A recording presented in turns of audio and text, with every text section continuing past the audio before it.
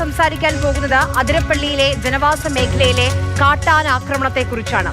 ഇന്നലെ രാത്രി വനവിഭവങ്ങൾ ശേഖരിക്കാൻ പോയ വാഴച്ചാൽ സ്വദേശികളായ സതീശനും അംബികയും ഉൾപ്പെട്ട സംഘത്തെ കാട്ടാന ആക്രമിക്കുകയായിരുന്നു.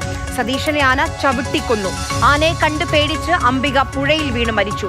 ആദിവാസിയായ സെബാസ്റ്റ്യനെ അതിരപ്പള്ളിയിൽ ആന ചവിട്ടിക്കൊന്നിട്ട് 24 മണിക്കൂർ പോലും ആകുന്നതിന് മുൻപാണ് അടുത്ത മരണങ്ങൾ. സതീശന്റെയും അംബികയുടെയും മരണത്തിന് പിന്നാലെ ഫോറസ്റ്റ് ഓഫീസിൽ വലിയ പ്രതിഷേധത്തിനും വേദിയായി. എന്താണ് സംഭവിച്ചത്? വനംവകുപ്പ് എന്തുകൊണ്ടാണ് നിർബന്ധമായും പോസ്റ്റ്മോർട്ടം എന്നൊരു നിലപാട് എടുത്തത്? ഇക്കാര്യങ്ങൾ നമുക്ക് പറഞ്ഞുതരും MS ലിഷോയും റിയ ബേബിയും.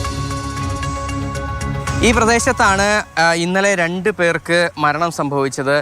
ഈ മേഖലയിലാണ് വാഴച്ചാൽ ഭാഗത്ത് താമസിച്ചിരുന്ന ആദിവാസി ഊരിലെ ശാസ്താംപൂവം ആദിവാസി ഊരിലെ 2 പേർക്ക് സതീഷിനും അംബികയ്ക്കും മരണം സംഭവിച്ചു. അവർ കുടിൽ കെട്ടി താമസിച്ചിരുന്ന ഇടമാണ്. ഇവിടെ നമുക്ക് കാണാൻ സാധിക്കും അതിൻ്റെ അരിയും അതുപോലെ തന്നെ മറ്റ് കാര്യങ്ങളുമൊക്കെ തന്നെ. ഇവർ ഈ മരത്തിൽ ആണ് കുടിൽ കെട്ടി ഇവിടേക്ക് ഒരു ചെറിയൊരു കുടിൽ പോലെ ഉണ്ടാക്കിയാണ് അവർ ഇവിടെ കഴിഞ്ഞിരുന്നത്. ഇത് ഈ വനവിഭവങ്ങൾ ശേഖരിക്കാൻ പോകുമ്പോൾ, അതായത് പ്രത്യേകിച്ച് ഇവർ തേനെടുക്കാനായാണ് പോയിരുന്നത്. ഇത് മുള കൊണ്ട് ഉണ്ടാക്കുന്ന ആണിയാണ്, അതായത് മരത്തിന് മുകളിലേക്ക് ഇവർക്ക് കയറുന്നതിന് വേണ്ടിയുള്ള ആണിയാണ്. അതിനോടൊപ്പം തന്നെ അവരുടെ മറ്റ് സാധന സാമഗ്രികളൊക്കെ തന്നെ ഇവിടെ ഉണ്ട്. കൂടാതെ ഇതാണ് അവർ കെട്ടിയിരുന്ന ആ ഷെഡിൻ്റെ ഒരു ഭാഗം. അതായത് ഈ മരത്തിൽ നിന്ന് ഒരു ഭാഗം നേരെ ഇതിലേക്കാണ്, ഈ കമ്പ് വെച്ചാണ് അവർ കെട്ടി ഇവിടെയാണ് താമസിച്ചിരുന്നത്. ഇനി ആനയുടെ കാര്യം നോക്കുകയാണെങ്കിൽ ആന ഈ മേഖലയിൽ നിന്നാണ് വന്നത്, അതായത് പുറകിൽ നിന്നാണ് വന്നത്. ആ വനപ്രദേശത്ത് നിന്ന് വന്നത് ഇവർ അറിഞ്ഞിരുന്നില്ല. ഇവർക്ക് ഈ ഷെഡിനകത്തായിരുന്നു ഉണ്ടായിരുന്നത്.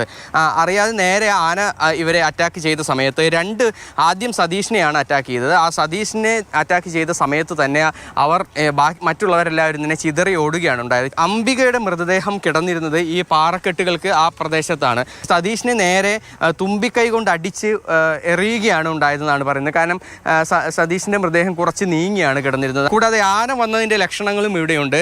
ഈ പുഴയോട് ചേർന്നുള്ള ഭാഗത്ത് കാൽപ്പാടുകൾ പോലീസ് ഉദ്യോഗസ്ഥർക്ക് സ്ഥിരീകരിക്കാൻ സാധിച്ചിട്ടുണ്ട്. ശരിക്കും ഇന്നലെ വൈകിട്ടാണ് സംഭവിച്ചതെന്നാണ് ഇവർ പറയുന്നത്. പക്ഷേ നമുക്ക് ഇൻഫർമേഷൻ കിട്ടിയതും ആളുകൾ വന്ന് നമ്മുടെ അടുത്ത് പറഞ്ഞതും ഇന്ന് രാവിലെ 8 മണിക്കാണ്. കാട്ടാനയുടെ ആക്രമണത്തിൽ കൊല്ലപ്പെട്ട സതീഷിന്റെയും അംബികയുടെയും മൃതദേഹം ചാലക്കുടി താലൂക്ക് ആശുപത്രിയിൽ എത്തിച്ചതിന് തൊട്ടു പിന്നാലെയാണ് ബെന്നി ബെഹനാൻ MP യുടെ നേതൃത്വത്തിൽ കോൺഗ്രസ് പ്രവർത്തകർ വലിയ രീതിയിൽ പ്രതിഷേധമുയർത്തിയത്.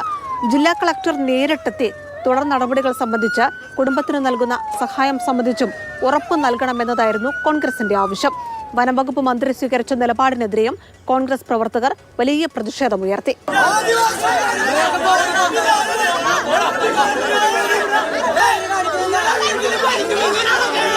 തൃശൂരിലേക്ക് മൃതദേഹം കൊണ്ടുപോകണമെന്ന് ബന്ധുക്കൾ നിലപാടെടുത്തതോടെ പോലീസ് സഹായത്തോടെയാണ് മൃതദേഹം ആശുപത്രിക്ക് പുറത്തേക്ക് എത്തിച്ചത്. കോൺഗ്രസ് പ്രവർത്തകർക്കും ജനപ്രതിനിധിക്കുമെതിരെ ബന്ധുക്കൾ തന്നെ വലിയ പ്രതിഷേധവുമായി രംഗത്ത് വരികയും ചെയ്തു. ഈ പറഞ്ഞ ആൾക്കാർ പാർട്ടിക്കാരല്ലേ? ആരാന്ന് പോലും ഞങ്ങൾക്കറിയില്ല. ഇപ്പൊ എവിടെ നിന്നൊക്കെ കെട്ടിപ്പറക്കി വന്നേന്നറിയില്ല. അല്ലെങ്കിൽ ഒരാവശ്യത്തിന് പോലും ഒരാൾ വരില്ലല്ലോ. അവിടെ എന്തോരം കഷ്ടപ്പാടുകളുണ്ട്. ബന്ധുക്കളെ തെറ്റിദ്ധരിപ്പിച്ചുകൊണ്ടാണ് SP-യും DFO-യും ചേർന്ന് സബ് കളക്ടറും ചേർന്ന് ഇത്തരത്തിൽ മൃതദേഹം പുറത്തേക്ക് കൊണ്ടുപോയതെന്നായിരുന്നു കോൺഗ്രസിന്റെ ആരോപണം. പ്രതിഷേധങ്ങൾ അവസാനിച്ചതിന് പിന്നാലെ പ്രതിപക്ഷ നേതാവ് VD സതീശൻ ചാലക്കുടി താലൂക്ക് ആശുപത്രിയിലെത്തി. അതേസമയം സംസ്ഥാന സർക്കാരിനെതിരെ അതിരൂക്ഷ വിമർശനങ്ങളായിരുന്നു പ്രതിപക്ഷ നേതാവ് ഉയർത്തിയത്. കാട്ടാന ആക്രമണങ്ങൾ, വന്യജീവി ആക്രമണങ്ങൾ തുടരുമ്പോഴും സംസ്ഥാന സർക്കാർ കൃത്യമായ നിലപാടുകൾ, നടപടികൾ സ്വീകരിക്കുന്നില്ല എന്നതായിരുന്നു പ്രതിപക്ഷത്തിന്റെ വിമർശനം.